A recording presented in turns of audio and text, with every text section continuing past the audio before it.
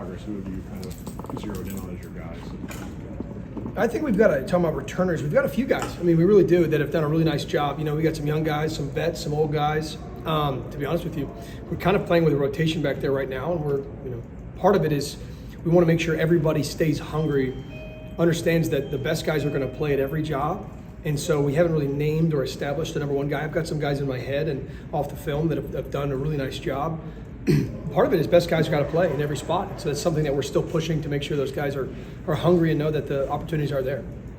Is there a point in time that you have to, all right, you're the guy, we gotta find somebody? I don't think it's find somebody. I think it's the best groups typically know that the best players are going to do it, and so that's where it's not like you're the guy and you have freedom to do whatever you want. It's no, we're all pushing each other all the time. I also think it's great to have, hey, no, you're the guy to go do it right now, and it's your job, so you can own it and kind of run with it. But I don't think there's a time where you have to say, like, hard stamp, we're done. I don't think that exists. As throughout the season, we'll continue to get better, you know, every game and every practice, and, you know, hopefully as we improve, we all rise together. It's been, I guess, 3 weeks almost of preseason practice. Have you, you know, it turns into a grind. Have you seen the team kind of keep up the energy, the intensity? Today was one. I mean, Coach asked after practice, who had fun today? And it wasn't saying it as a, you know, hey, I'm doing this as an exercise. He meant it. I meant it. I raised my hand really high. Like the whole team did. We had a lot of fun out there today. And so you can say it's a grind, but that's just what we do. I mean, you say 3 weeks, but summer, spring, it's just kind of what we do now. And so the guys love it. You know, they've had great energy throughout, you know, fall camp, and, you know, school started on Monday, and now we got a new element, and guys come out with energy I mean, no, I don't feel that at all in terms of the grind getting to them. Oh, we're having fun. He said that Friday was mostly a special teams day. What did you want to get out of that? What's your secret? The first time that a staff and a team really plays together in a game, a lot of new elements, like I just talked about school being a new element. Well, game day. At practice, you go through periods of practice. And what that means is we'll go from an offensive versus defensive drill into an individual period, and you kind of bounce around.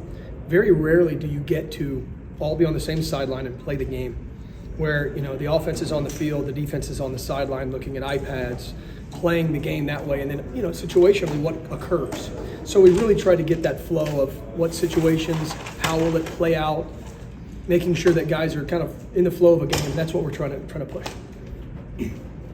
In the receivers room, I know that, you know, the coaches, they don't like to sort of pigeonhole guys inside or outside, but how have you seen that group sort of develop, even though they're being asked to do a little bit more? That's a great question. And the truth is, you know, when you play in multiple personnel packages, that's where sometimes you have different guys in different roles, and when you play in multiple formations, sometimes you'll have, you know, the guys that play on the outside, they'll be in the inside on the other. So guys really have to learn the concepts, and our guys have done a really nice job. You know, we throw a lot at them. We ask them to do a lot and learn a lot of nuance, which is not easy for a lot of people. But you know, the group that we've got right now have done it, just taken it in stride, and they understand that that's a big piece of what we do is different formations, different alignments, different personnel. That's what we do, and so they've done a really nice job taking that and running with it. They have. What did you all like about Thomas O'Hara when you recruited him out of the portal, and then what have you seen from him this camp? A lot of things. You know, he's got a strong leg. He's got a quick release. He's got poise. You know, and he's a great personality. He's a great guy. You know, you like talking to him.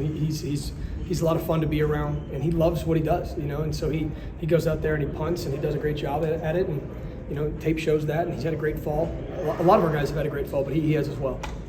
What have you seen from Shane Carr throughout fall camp? Shane's been consistent. He's been tough. He's made consistent catches in tough situations too. He's gone and blocked. You know, he's been asked to talk about what do guys do. He's done everything. You know, he's played multiple positions, and he's, you know, done multiple things in the run game and the throw game, and it's, you know, just kind of, sure, let's go. Sure, let's go. He's got a great attitude, and that's been key for the whole group to kind of watch him do that. It's been good. Which did the rule changes on the punt numbering stuff? There were the last special teams coordinators who were not thrilled with that. How much did that change what you all were planning to do, and now what you're have? So the question, I'm not sure everybody's quite aware of what really is going on. The question was about a rule change on punt formations, and it's major. It's major. Changes a lot of things really across the board. And the truth is this: There's not one football team. There's games tonight. FCS starts tonight. FCS starts tonight. And then on Saturday, we'll see week 0 games. There's not one team that's ever punted a ball with the rules as they are. It's never happened. So we've all had to adapt. But my stance on it the whole time was, tell me what the rules are, and we're going to go make it to our advantage. That's what we're going to do. Part of the stress has been the team also hasn't played a game with those rules. And so educating them on how it's going to impact both schemes, punt and punt return, has been new. It's fun though. It's different. It's exciting. And so you're going to see some unique things from different teams. We don't even know what everybody's going to do either. And so that's our game plan has been constantly evolving to try and maximize who we've got, how we're going to do it within the new rules. And it is a major shift. Is that just putting on the jerseys transition? Is that like a pain? Because it seems like it would be a huge pain. Can be. So just picture this. Let's say you want some really good players that are offensive players as well. 3rd down. You're hoping they get the 1st down. I want the catch. I want to score a touchdown. If it doesn't happen, did they get stopped at 4th and 9? Is it stopped at 4th and 2? What's the call? What's the situation? Okay, now that player has to then we have to decide, is he going to run off the field, put a jersey on, run back on and punt and cover the punt? Or is it, we have to put different players on based on the situation because they have to put the jersey on, or you're not going to use a jersey swap situation. So all those logistics are what I mean. It's never been done before at this mass jersey swap substitutions. And so, yeah, they're conversations we have every day. Do you have to practice putting on the jerseys? I don't know if you've ever seen anybody put on a jersey. Yes. I mean, like these guys, like in pregame, if they're in the locker room and you want to see them put on a jersey, I mean, it's like a 3-man process to get a jersey on. So, I don't want to give away too much, but, maybe take a peek on the sidelines, and maybe you see a 3-man process at some point this season. But we do have to practice that operation because it's not, and then you got to take them off to go play the next play. And so, we're having conversations. What if it's not a TV timeout? There's a lot that goes into it. And, but that's kind of what I enjoy that. We'll see how much I do here in a little bit. Outside of the logistics of some of this stuff, like you just outlined, were some of these changes things you anticipated? Like, do some of them make sense to you in terms of how the game is moving? Yes. So the rule change is really designed around hidden eligibles and hiding guys in different formations. And I've been on both sides of it in the past. There's one I can vividly remember where they lined up in a slightly different formation and they made a guy eligible that hadn't been, but you really can't tell because the guy who's normally on the ball steps off by a little bit. Referees were saying, hey, that's not the intent of being able to put a bunch of skilled jersey numbers out there. That's not why that's allowed. It's allowed to block and go cover. So I said, I understand why the change is being made. Totally get it. And once again, whatever the rules are, I'll go play. Let's go. Put the ball down. Let's rock. What it's done is when you lock teams into specific formations some of these people, the way I've heard it described is if you don't align perfectly the first time, you can't fix it. And so there's some nuance to that. I don't know if I anticipated it being as strict as it is being written now, but we got wind of it maybe in March, and I kind of said, whatever. And then as it's progressed, it's gotten a little bit more because, guys, we're trying to look for angles. But we'll see how it goes.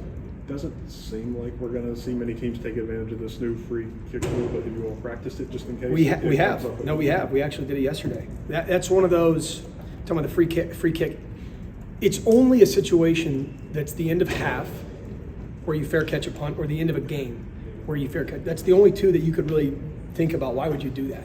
Instead of throwing a Hail Mary on the last play. For the most part, you would even, if you have 10 seconds left, you try and gain more yardage for the field goal and then run your field goal team out. So we have it prepared because it's an opportunity to take advantage of the rules, get 3 points.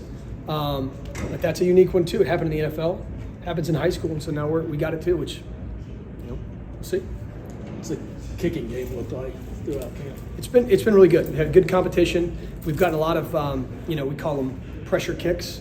We've gotten some of those where like right in the middle of practice or at some random time, coach will call it out and get one shot and see what happens, and we've been pretty good in those moments. We've got another, couple days. We'll see. We have tomorrow and Friday and Saturday back in the stadium. I'm still getting used to kind of the wind in there. There's some elements to there. It'll be my first game in a couple weeks in there. And so we're all getting used to that, and it's a great environment to kick in. Guys have done really well in there, and it's been a good camp. It's been a good camp. Enter the portal lane at Kentucky. How did that all shake out?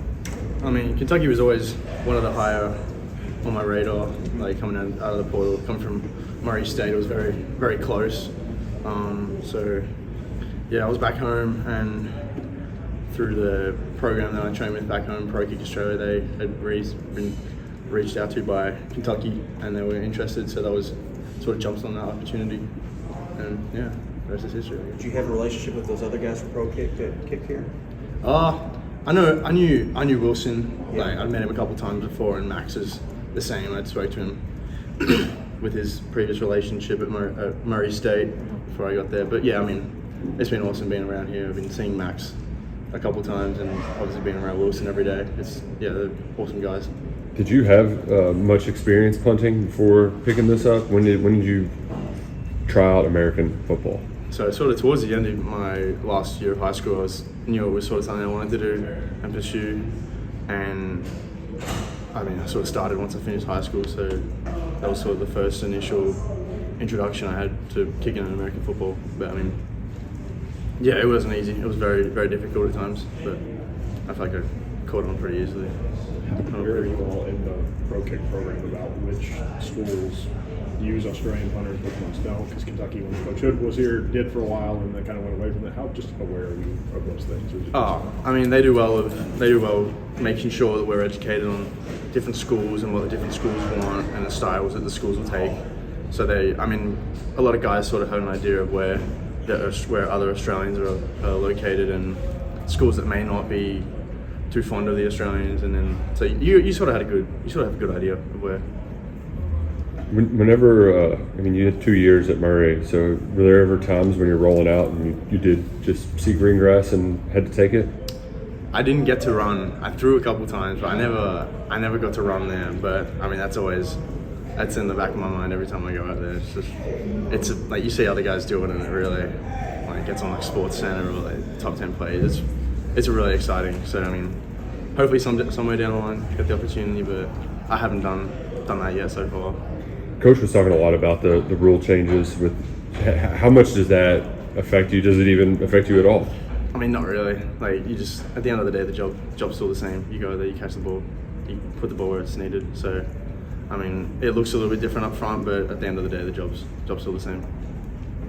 Coach Fleming seems like a guy who's really into special teams. Or has it just been like playing for him since you got here? Oh, he's awesome. He brings a great energy to the room, so it keeps you on your toes. He's got all these great ideas that he brings every day, trying a lot of new things, and it's been exciting getting to do things that I really haven't done a lot of before. So, yeah, he brings good energy.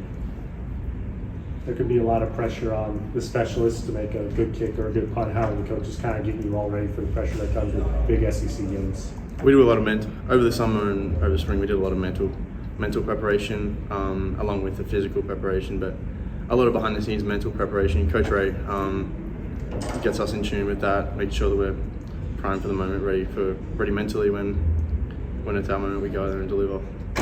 Any of the guys that you're punting to in practice that particularly impressed you as like a returner? Maybe? Brock Hoffman's pretty good. He's pretty elusive. Andrew Weber as well, running down there, try to make a tackle. They make you miss every now and then. So they're two guys that stood out for me. Coach talked a little bit about learning the stadium and how it plays and how the wind factors in. Do you guys get in there at like various times, day and night, trying to figure those things out? During the summer, we were in there a lot. When everyone else was practicing in the indoor or the out in the practice fields, we'd go out and we'd get our reps in the stadium. So you sort of get a good feeling of the wind and how it works on different days. But I mean, we haven't had any like serious wind days in there yet. So I mean, we're always learning, always trying to figure out new ways how to overcome things. But yeah, it's not awful in there. It's pretty good. The big stadium sort of blocks out a lot of the wind. So.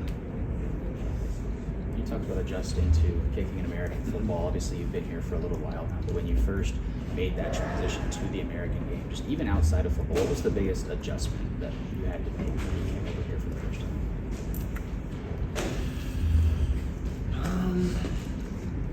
Sort of communicating with people was pretty tough. I mean, you sort of get over here and it's kind of hard to understand like lingo, and you sort of can't speak the same way here as I would back home. So like that's what having Wilson here is awesome for me. So we can just we just speak to each other and no one really understands what we're talking about, but then we know, and it's good banter and it's good fun. But yeah, I mean, you obviously over time I've figured out that people speak differently. There's different slang and different lingo that people over here use, but I mean that was probably the biggest adjustment I found. How much weight, muscle did you add over the course of the summer in this strength and conditioning program? When I got here, throughout the spring, I gained 15 pounds, and then over the summer, I only gained 3. But I'm up a lot right now. Coaches that they want you to work inside, outside. How much is that a challenge, or have you been able to pick up on sort of the subtle differences quickly? It's not really a challenge. I was put in that position in my last school, so I feel like it just gives me the chance to be more versatile and get more reps and gameplay on the field. We were talking to somebody the other day who said you've got a deep bag. So what all do you have in your bag? Again, it's a deep bag, so it's can't really explain on how much I have in it, but it's just some things that people say when they can do a lot at the line of scrimmage in front of a DB. I feel like I have a lot of that too. Is that getting open? Is that where it all starts right there? Yeah, of course. If you're not open, it's very hard to catch the ball because you got a guy tugging on you, grabbing on you. So I feel like just being open and being able to be efficient at getting open is really good. What have you sort of learned from Kenny throughout this fall camp, getting to work with him more? It's really like a team game at that too. I feel like Kenny, he's a smart quarterback and he puts us in a positions to be great. Are you more comfortable outside or inside, or do you prefer one or the other? I feel comfortable anywhere he puts me. I forgot, it was Hassan who, he came up from the FCS level too, and he just talked about how great it is to have everything right here. What has been the biggest just adjustment from FCS to SEC? It's for sure a lot of resources and better opportunities from where I came from, and I just feel like that's just the biggest impact in me being here. Is just I have everything in my face, and I just got to go get it. Seems like throughout camp we learned about a new name in your position group that kind of emerged every day. Has that been a sign of the competition? I'm sorry, can you repeat that? Seems like we've learned about a new name. A new name? In the position group just about every day. Is that a sign of the competition that's going on at wide receiver? Oh, I get what you're saying. I just feel like we have a lot of good receivers and we can all play on the field in the game. So I feel like us being able to have our names called and be different people at once or at different times, I feel like that's good for us. Do you all have any sort of friendly competition with the tight ends? Friendly competition? Yeah, because the tight ends, they're wanting to get those passes too. Is there any back and forth between the receivers and tight ends? Whoever's open, they get the ball. Actually, we've seen several highlight reels out in camp, but who was the best catch? Best catch? I think Cash Harney. Cash Harney for sure. What can you tell us what?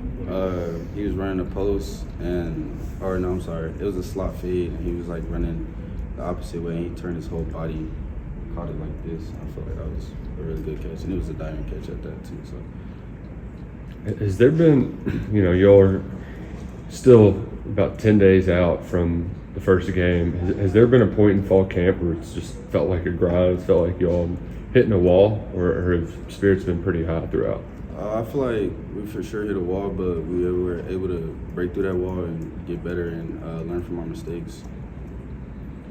Shane, what is it about this offense that was appealing to you, and what can it help highlight for you as a player to be successful? Can you repeat that? Just what did you like about when they're recruiting you? What did you like about the offense? Now that you've played in it, what do you think makes it so successful? I didn't know much about the offense. I would always watch Oregon, but I didn't know Coach Stein was the offensive coordinator. Yeah.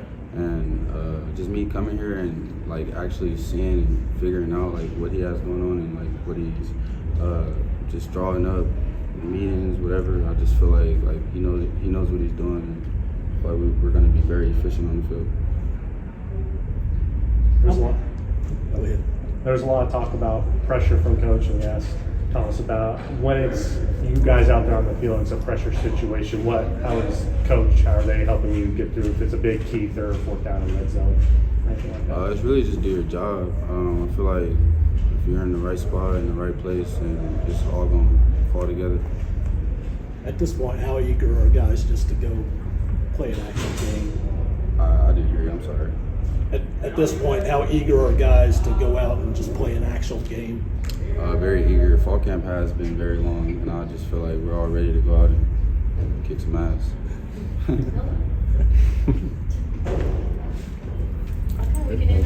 Thanks, Shane.